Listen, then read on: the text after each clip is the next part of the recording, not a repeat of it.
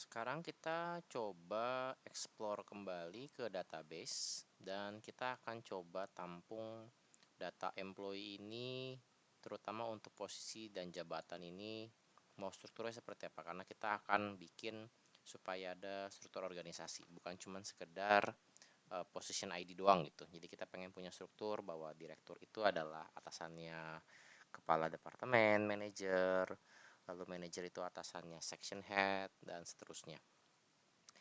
Kalau digambarkan secara struktur, saya paling seneng struktur yang seperti ini, di mana saya punya 4 level.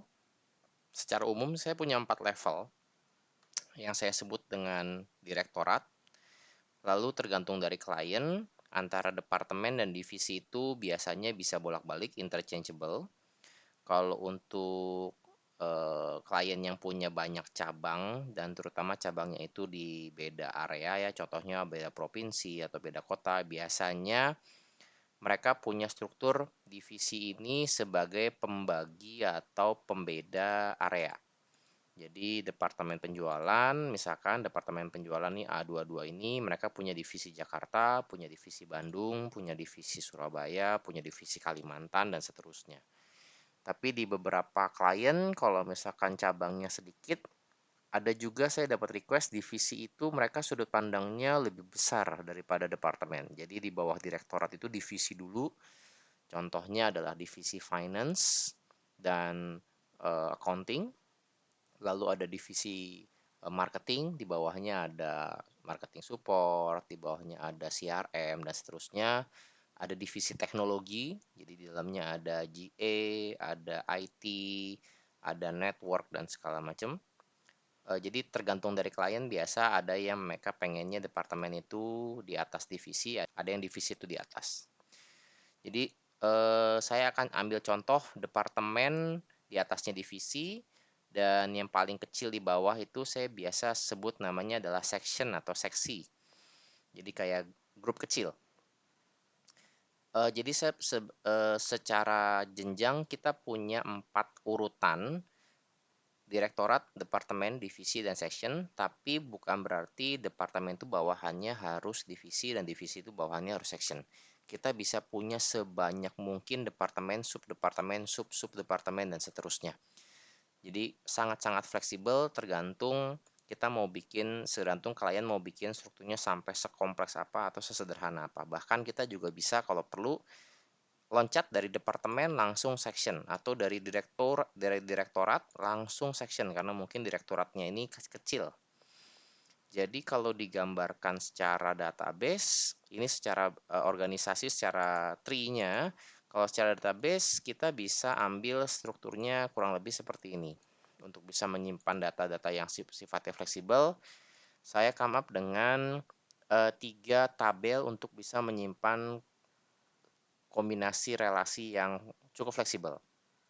Contohnya di sini adalah saya punya yang namanya adalah dimensi organization structure (OS), group level ini untuk menentukan sebenarnya urutannya mana, departemen atau division dulu, direktorat, departemen, division, section, urutannya aja hanya untuk sebagai order.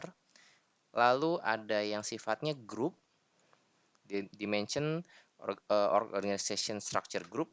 Ini sifatnya untuk memberi nama dari masing-masing direktorat ini. Jadi misalkan departemen ini namanya departemen A2. Jadi di sini dia grupnya adalah departemen, ini 2, tapi namanya adalah departemen A2. Dan di sini kita bisa mulai bikin struktur organisasinya adalah dia upline-nya siapa. Downline tidak bisa disimpan datanya, tapi kita bisa menyimpan ke atas karena biasa saya belum pernah tahu ada departemen atau ada kelompok organisasi yang atasannya 2 orang atau bercabang 2. Biasanya dari atas bercabang, bercabangnya ke bawah, bukan bercabang ke atas. Jadi yang saya simpan adalah upline-nya. Jadi cara bacanya mungkin di sini adalah untuk yang direktorat ini itu adalah grup levelnya 1. Ini adalah 1, 2, dan 3 ini, 1, 2, 3, direktorat ABC ini saya anggap sebagai grupnya adalah eksekutif. Dia upline-nya nggak ada. Tapi kalau untuk departemen 1 dan departemen 2, ini 1 dan 2, apply-nya adalah direktur A. Jadi ini direkturnya adalah 1, sedangkan A21 dan A22 direkturnya adalah si departemen A2, ini 3, dan seterusnya. Lalu untuk title baru nanti kita bisa benar-benar di job title ini, CEO ini dia masuk ke grup 1 di sini, dan dia apply job title-nya adalah 0, dia nggak punya atasan karena dia yang paling atas. Sedangkan untuk direktur A, B, dan C ini 1 dan 2 dan 3 dia juga masuk ke dalam grupnya eksekutif, dan dia apply-nya langsung job position-nya adalah si CEO. Dan seterusnya. Kurang lebih seperti ini. Kita bisa menyimpan relasi yang fleksibel seperti yang saya ceritakan dalam 3 tabel dengan struktur kolom yang seperti ini. Jadi kita akan buat aja. Kita akan bikin tabel baru, 3 tabel baru.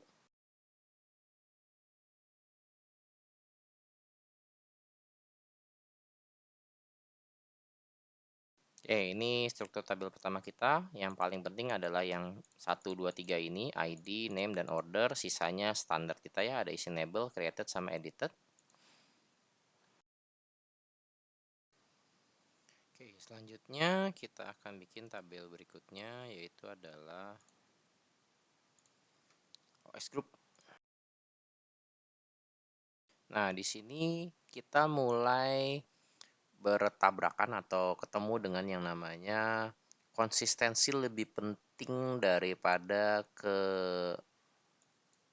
kemudahan dibaca, ya.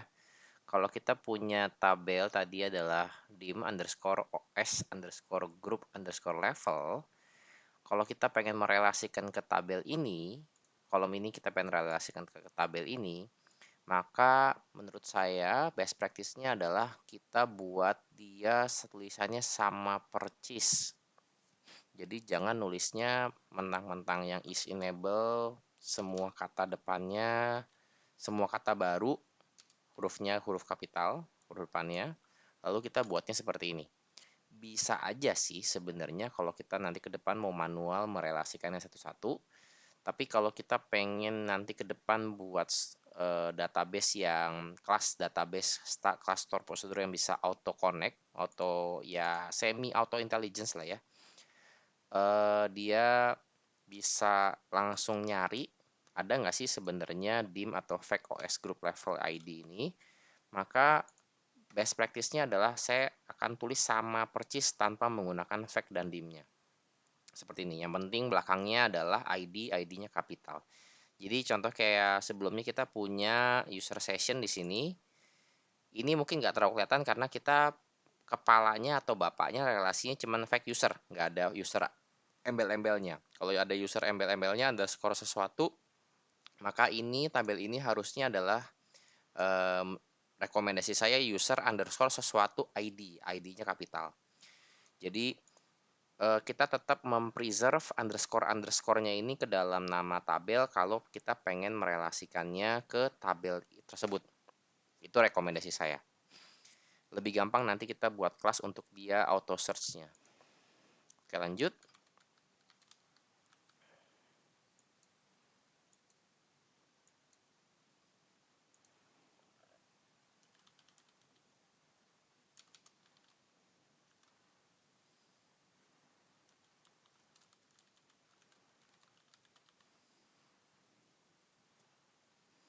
Nah, kalau misalkan contohnya seperti ini, kita punya kata depannya lagi, upline OS group level ID.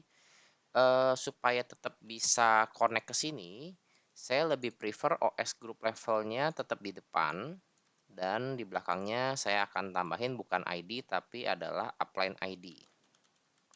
Seperti ini. Jadi saya tetap mempreserve OS group levelnya ini. Jadi nggak kecampur-campur sama kata yang lain.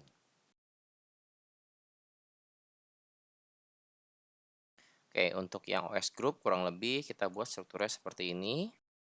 Lanjut kita akan bikin yang ketiga, yaitu adalah dim OS job title.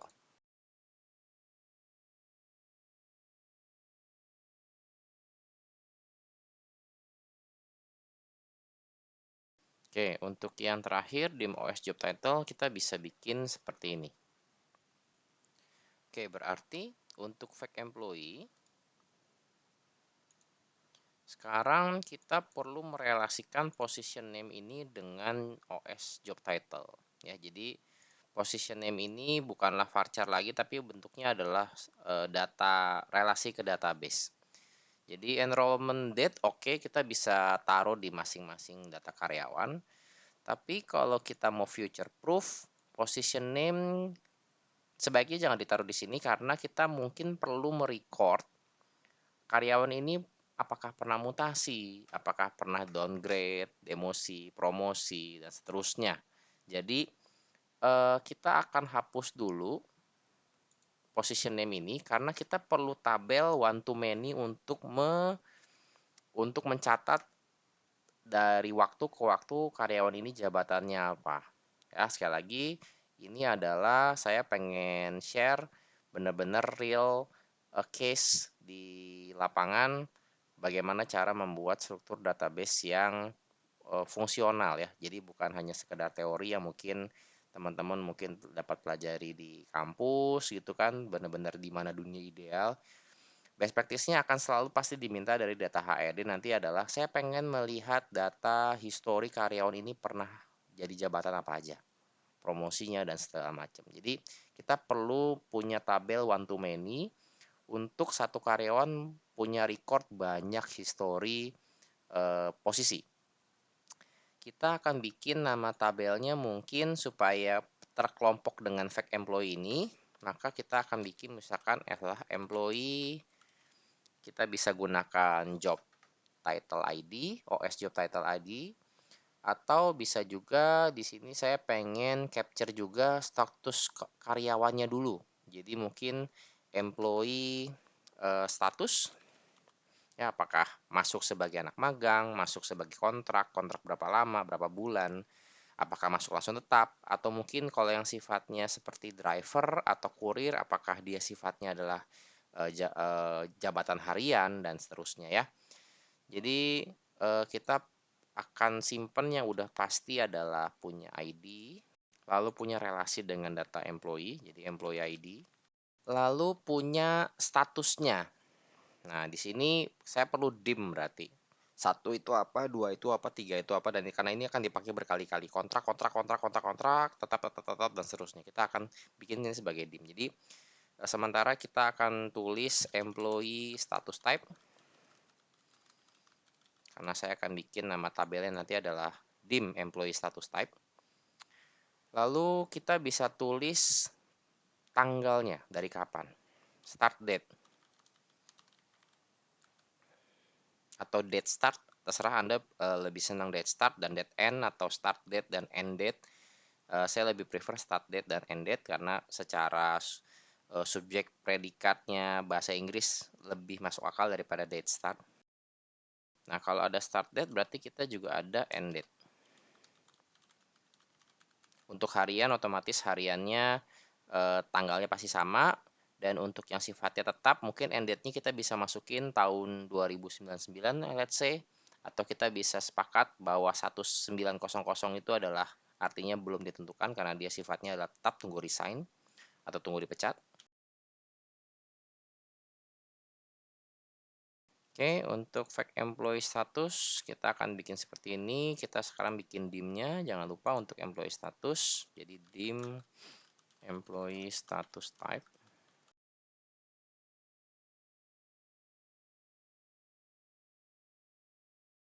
Oke, untuk employee status type kita bisa bikin seperti ini. Dan kita coba mulai isi datanya. Sementara kita injek langsung ke dalam database-nya. Oh, ini salah ya. Name-nya harusnya adalah varchar. Kita close dulu.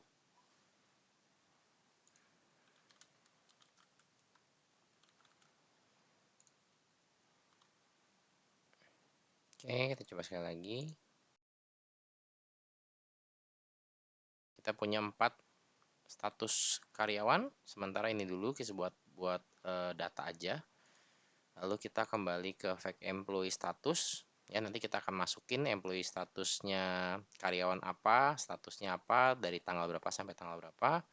Lalu balik ke posisi, kita akan bikin fact employee OS job title, one to many. Bapaknya employee, anaknya nanti adalah OS job title. Jadi di sini sebenarnya cuma data one to many aja.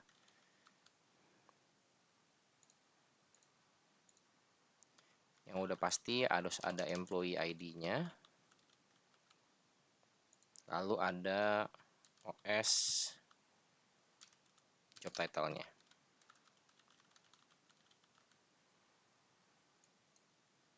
Dan sama seperti kontrak, kita akan bikin start date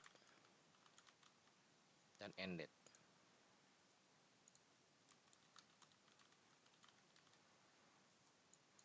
Kalau untuk job title kayaknya end date nggak perlu ya. Kita ngikutin dari nanti kontraknya aja. Dia kapan selesai, karena jabatan ya selama dia masih kerja nggak mungkin dia nggak ada jabatan. Tapi kalau kontrak kerja selalu ada kapan berakhir kontrak kerja. Tapi kalau jabatan tidak, kayaknya hampir nggak pernah ada case di mana jabatan kamu adalah manajer dari tanggal sekian sampai sekian. Jabat kamu manajer, titik, dari tanggal sekian, titik, nggak pernah disebut sampai kapannya tergantung nanti promosi atau demosi. Biasanya sih seperti itu ya. Jadi end date kita buang aja, kita langsung masuk ke standarnya is enable, created, dan edited.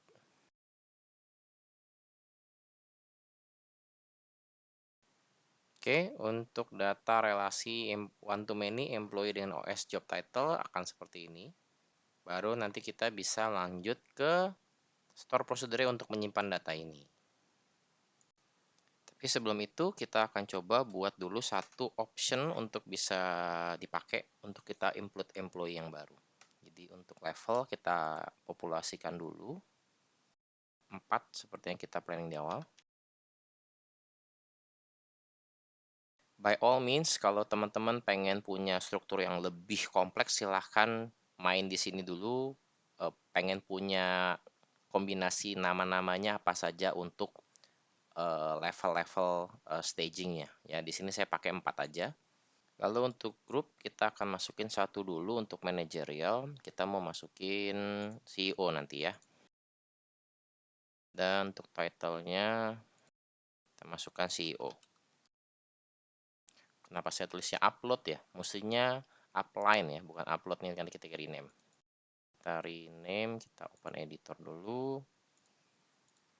Upline. Oke, jadi sekarang kita punya satu nama job title. ID-nya sepertinya saya lupa bikin auto increment. Oke, seperti ini. Jadi kita sekarang bisa bikin store procedure untuk nge-generate list populasi, mempopulasikan combo box untuk list job title-nya.